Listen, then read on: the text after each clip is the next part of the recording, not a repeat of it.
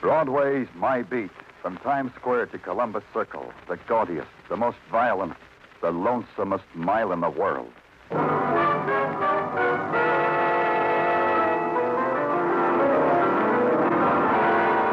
Broadway's My Beat, with Larry Thor as Detective Danny Clover.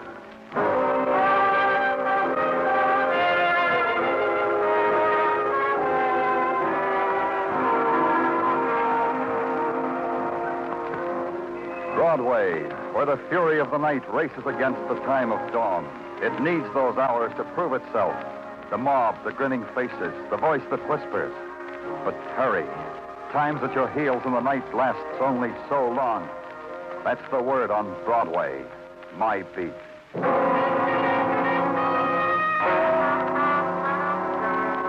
It's a system they worked out long ago. The darkness is reserved for those who break the law so that the police can write out their reports in the daytime.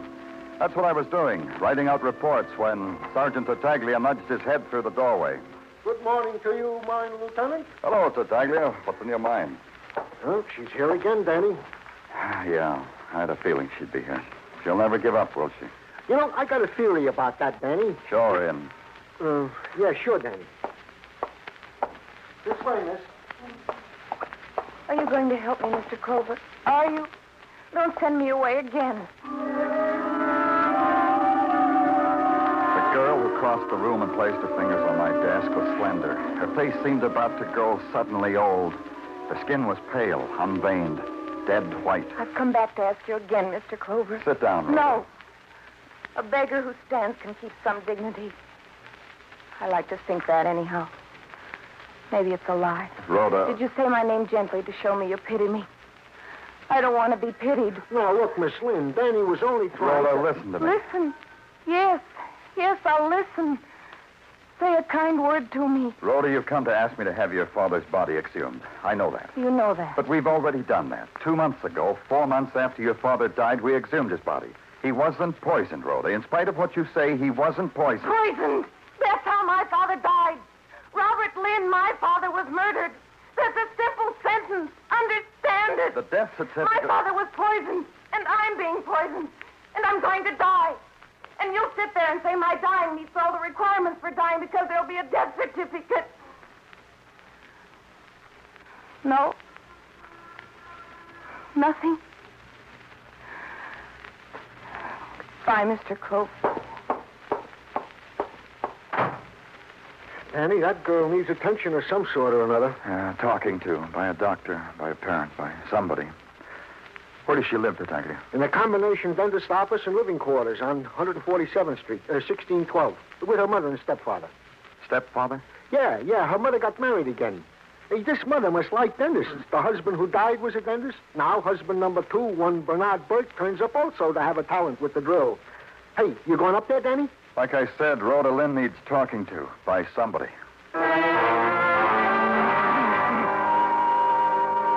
The place where Rhoda lived was a soot-crusted 5-story apartment building of yellow and pock-marked brick. It stood on 147th Street, just around the corner from where Broadway tries to be suburban. And it had 2 things, an open court to grab onto whatever light and air that was left over. And the kids bouncing a ball against a brand-new gilt-lettered sign that said, Bernard Burke, dentist, 5 flights up, gas, no pain.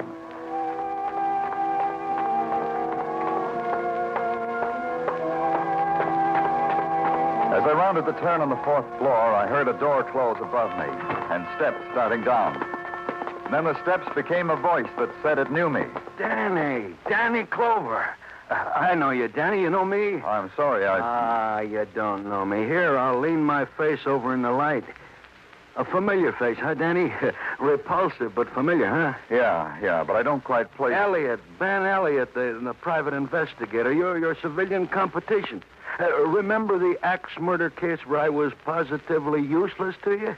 You remember that, don't you, Danny? Sure. How are you, Ben?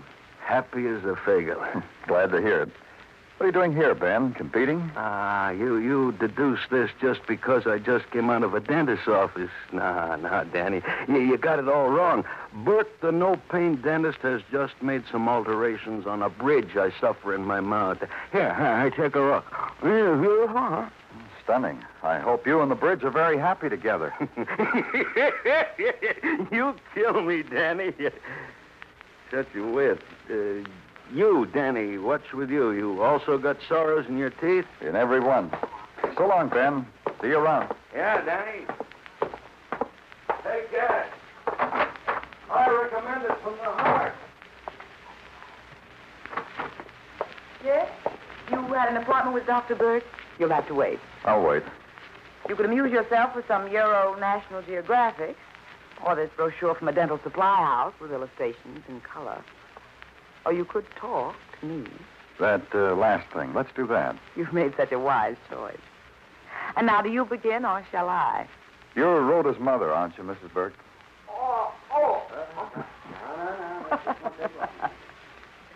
Men are such babies about pain, aren't they? And my husband is such a dental dentist. You're Rhoda's mother.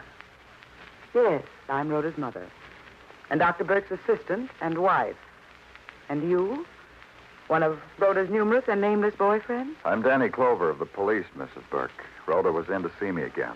To ask you to have her father's body torn out of its grave again? Then you know about it, about her coming to me. Of course I know. A girl's best friend is her mother, isn't she, Mr. Clover? Rhoda adores me. She tells me everything. But not in a whisper, in a scream. Like what? What does she tell you, Mrs. Burke? That I murdered my first husband, her father. That I'll murder her. That I... Oh, she's such a sick little girl. So sick. We try to help her, but we can't. She won't let us. The sickness that drains all the sweetness out of her. Sick. She's not like a mother's child at all. She's always so pale, Mrs. Burke. Have you had her to a doctor? Rhoda? Do you think she would let me take her anywhere, do things for her, tell her what she should do when she thinks that terrible, ugly thing about me? Answer me, Mr. Clover. I just ran into a man, Ben Elliot, a private investigator. What was he doing here, Mrs. Burke? Now. You just go on home, Mr. Raymond. Put a nice pack on it, and here's some sample aspirin. Take 2 every 2 hours, and a hot and cold applications during the night. You feel like a new man. Well.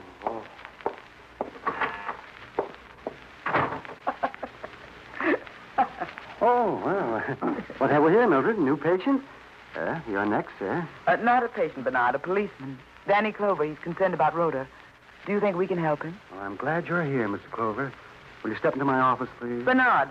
Please, Mildred. We should have handled it this way in the first place. Will you go in, Mr. Clover? Bernard, I advise you to let it alone. Mildred, will you take care of those X-ray negatives? During office hours, you are my assistant. Thank you, Mildred. After you, Mr. Clover. Sit in the dentist chair, Mr. Clover. Very comfortable. It's almost paid for, too. Here, I'll adjust it. Yeah, isn't that nice? Never had it better. Now, Dr. Burke, what is it that you should have handled this way? I only ask because I'm curious. Oh, yes, of course. The theft of the gold. The gold I used to fill my client's teeth. Most durable, 14 karat, very expensive.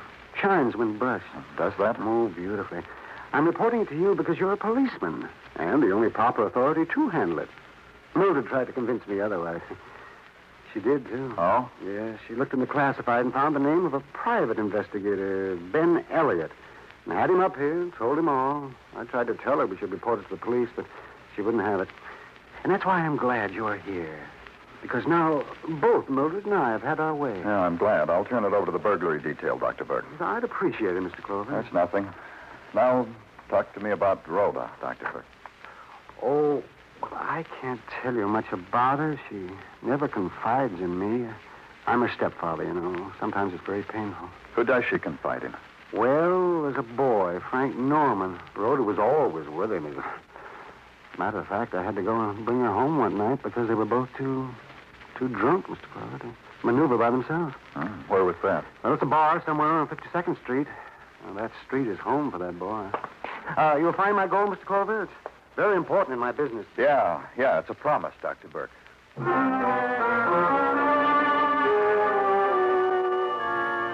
The bars of 52nd Street wink at you. It's a special kind of wink, mechanized in chrome, and the tubular neon offers a variety of colors.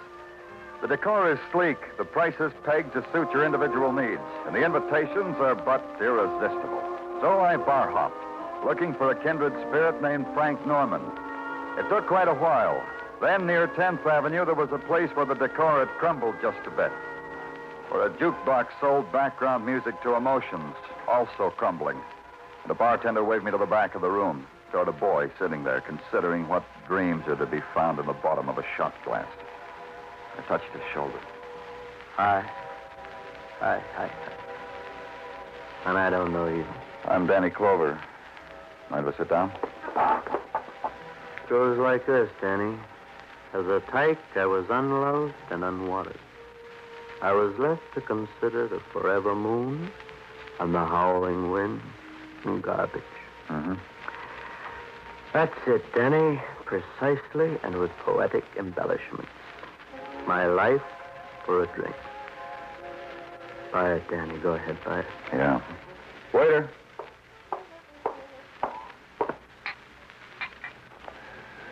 Yours, Frank.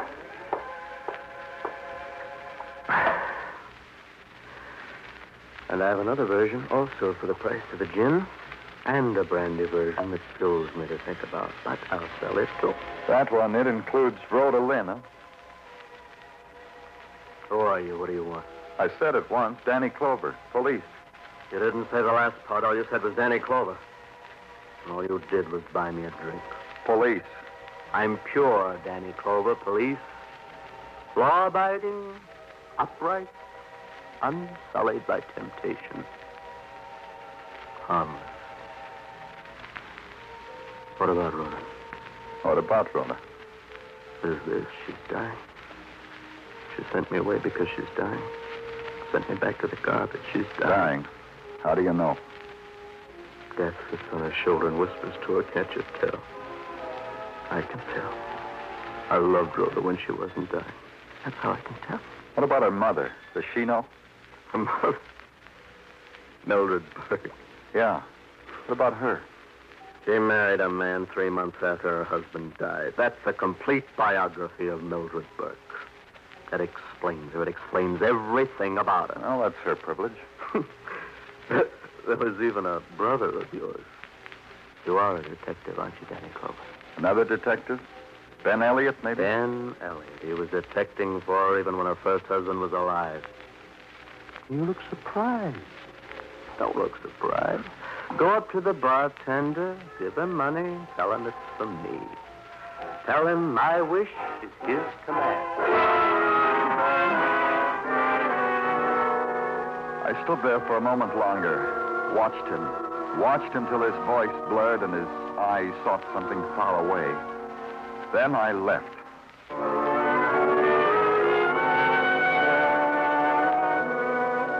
I looked up Ben Elliot in the classified, hailed a cab and went there. Up a flight of stairs and walked back.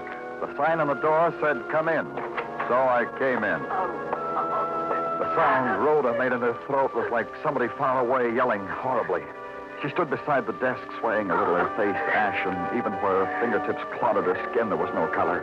I caught her before she toppled over. I didn't do it. What didn't you do? I swear I didn't.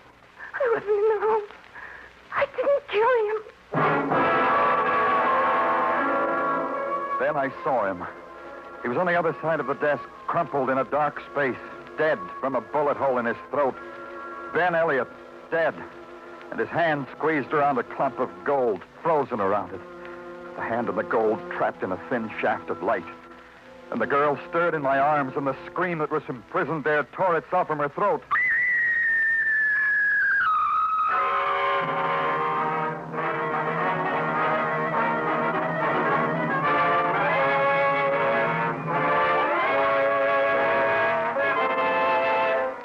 You are listening to Broadway's My Beat, written by Morton Fine and David Friedkin, and starring Larry Thor as Detective Danny Clover.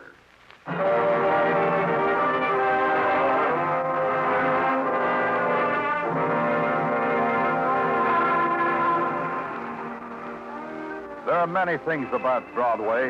It has its own private set of values, for instance. It measures the essence of a man's life in terms of light and darkness. Big man, so many massive bulbs, so many yards of neon to scream his name into the screaming night. Little man, his apportioned share of darkness. Like a spectacular with burnt-out bulbs whispering into nothing. Ben Elliot was a little man. His only claim to distinction that he died holding a fistful of dentist's gold. But there was another thing. His murder was attended by a girl, pale and shrieking as death itself.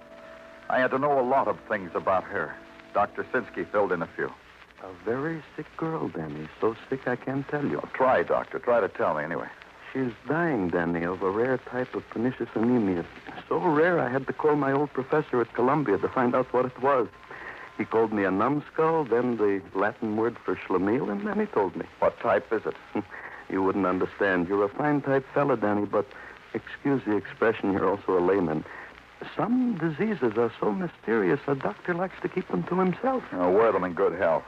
What about the poison? Did you find any evidence that she's being poisoned? None whatsoever. Only the toxic condition that the anemia itself sets up. Can I be so bold as to offer you some advice, Danny? I've got my own doctor. No. This isn't medical, Danny.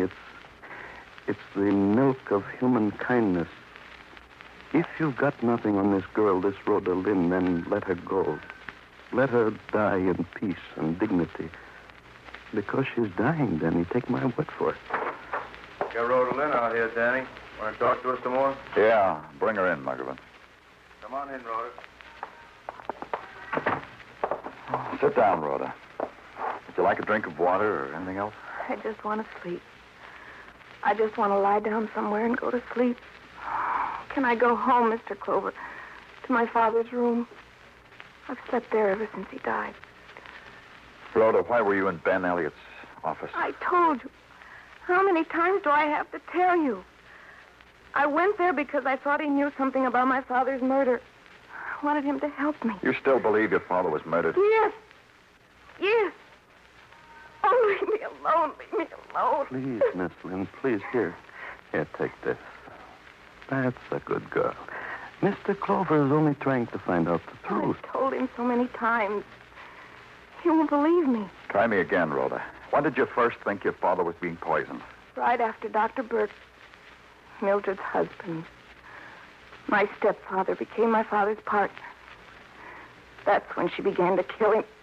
I hate her. I hate her. Miss Lynn, easy, Miss Lynn. And you went to Ben Elliott because you thought he knew your father had been poisoned or could help you find out. Yes, I've told Then you. you killed him because he laughed at you, because he'd have no part of what you were thinking. No, I didn't kill him. I didn't.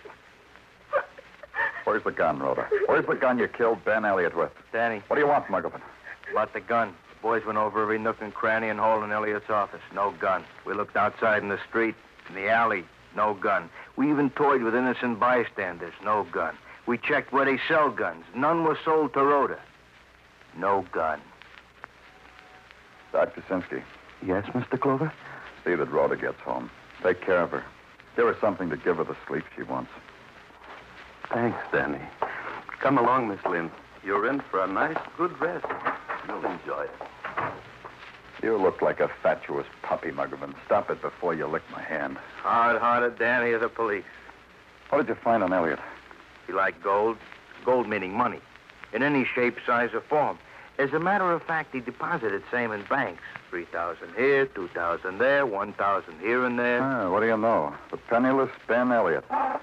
Wish me luck, Muggavan. For what? I got pain, so I'm calling on a painless dentist.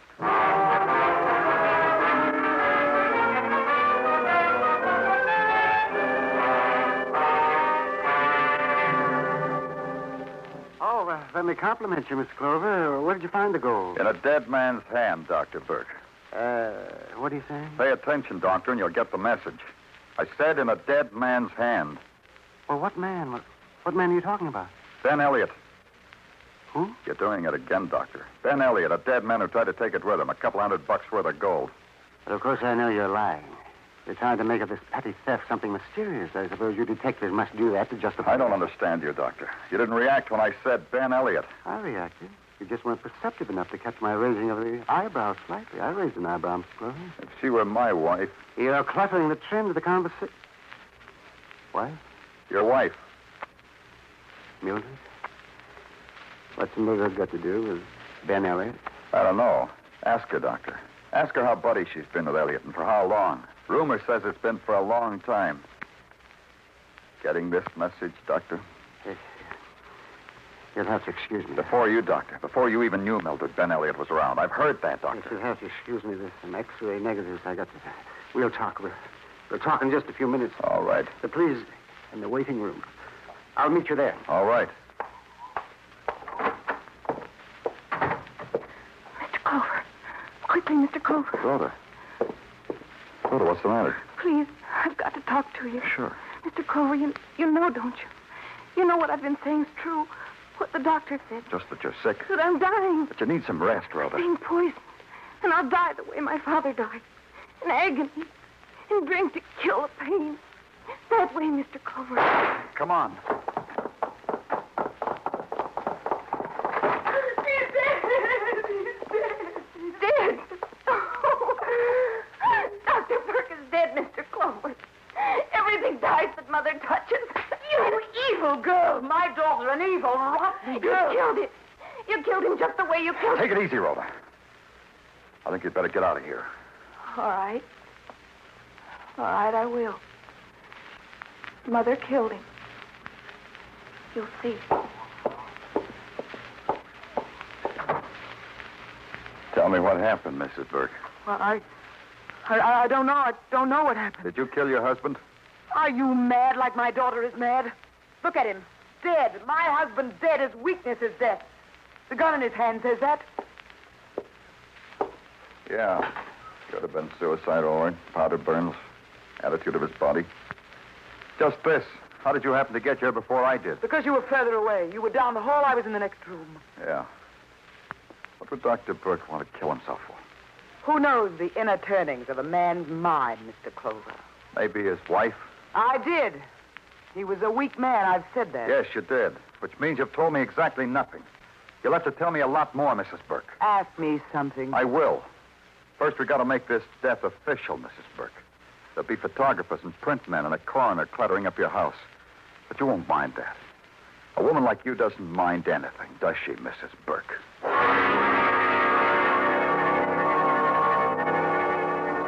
I was right. Mrs. Burke didn't mind. The neat, efficient trampling over a little dentist's life and death, she didn't mind. The questions, like steel prongs that raked over her brain and her sorrows and her dreams, she didn't mind. The fact that her answers added up to nothing, she minded least of all.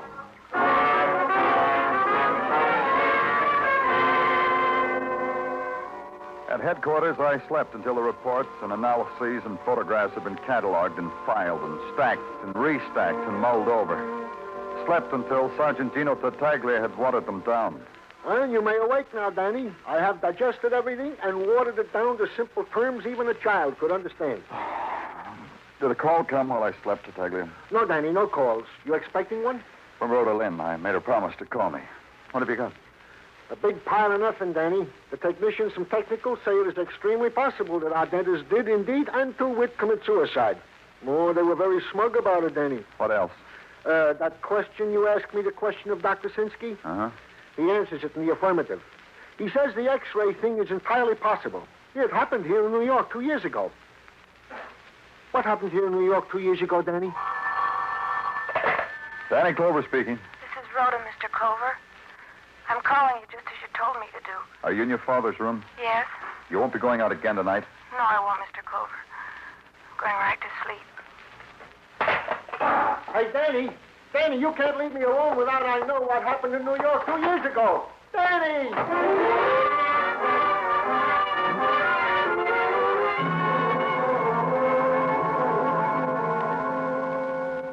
Good enough for you, Danny? Yeah, fine. You have much trouble getting the people in this apartment to go to the movies? Well, some, but not much. Everybody likes free passes. Watch that room across the air shaft, Muggavan. That's Dr. Burke's office. Uh-huh. The dark room with the shade up? Yeah. I got a theory, kid. The only way I'll know I'm right is if we see another murder tonight. Oh. Huh? Like this. Go on the premise that Dr. Lynn was murdered. Dr. Lynn, the first husband of Mrs. Burke, the father of Rhoda. Go on that theory, Muggavan. Okay, let's. Dr. Lynn murdered because his wife wanted him out of the way so she could marry somebody else. Don't argue with women, Muggavan. And then there's Ben Elliot. Also dead. Yeah, dead, too. You know why? I'm not a lieutenant, Danny. The deposits Ben Elliot made. The big, big deposits, and regularly, for a small-time operator. Blackmail, huh? Ben was collecting. The theory says, yeah. The theory says he was bleeding Mildred Burke because he knew she killed her husband. Then Mildred Burke ran out of money. This Kanuka person, Danny, it's happened to me. Mildred, too. She tried to pay Ben with gold, a couple $100 for she lifted from her husband. Ben sneered at it. Mildred killed him. A theory, huh? Yeah, quite a one. Only it's lousy. From me to you, I say it's lousy. Why? The original premise, Dr. Lynn was not murdered, the books say. He died of anemia. Only I think the books are wrong. I think... Hey, Danny. Danny, the light just went on across the air shaft. Yeah, it's Mrs. Burke, huh? Yeah. Oh, what's she doing, Danny? Turn that X-ray machine around. She X-raying the wall? That, Muggerman, is a lesson on how to poison people without leaving a trace of how it was done.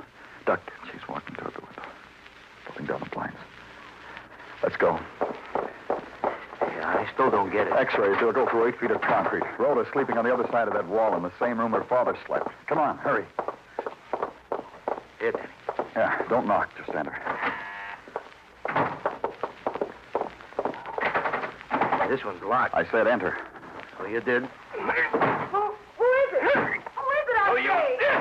What is the meaning of this breaking in? That machine, Muggerman. It's the thing that's killing Rhoda. Turn it off. Yeah, only I don't know how. Turn it off. Okay. Like that?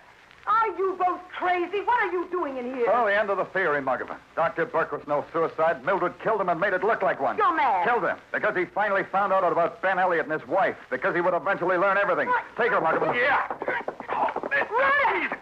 Rhoda, tell them! I'm your mother, Rhoda, tell them! Tell them what, Mildred? What they already know. That you murdered my father, and my stepfather, and Ben Elliot, and me. Tell them what? Don't fight them, Mildred. That way they'll have to kill you quickly. Rhoda! Rhoda! Rhoda!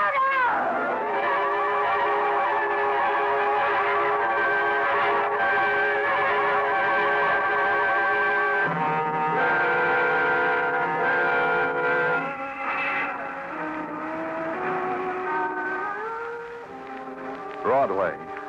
It's the main trek through the jungle city, the wilderness of laughter and trumpet, and the rasping sound of life inside the earth. And the other sound, the sigh, the furtive sigh, the echo of a teardrop that no one hears. It's Broadway, the gaudiest, the most violent, the lonesomest mile in the world. Broadway, my beat.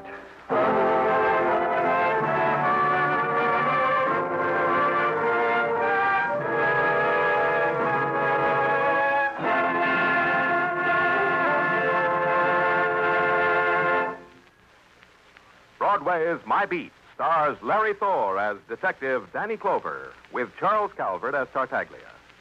The program was produced and directed by Elliot Lewis. The musical score was composed and conducted by Alexander Courage. The cast tonight included Joyce McCluskey, Betty Lou Gerson, Jack Edwards, Howard McNear, Jack Crucian, and Lou Merrill.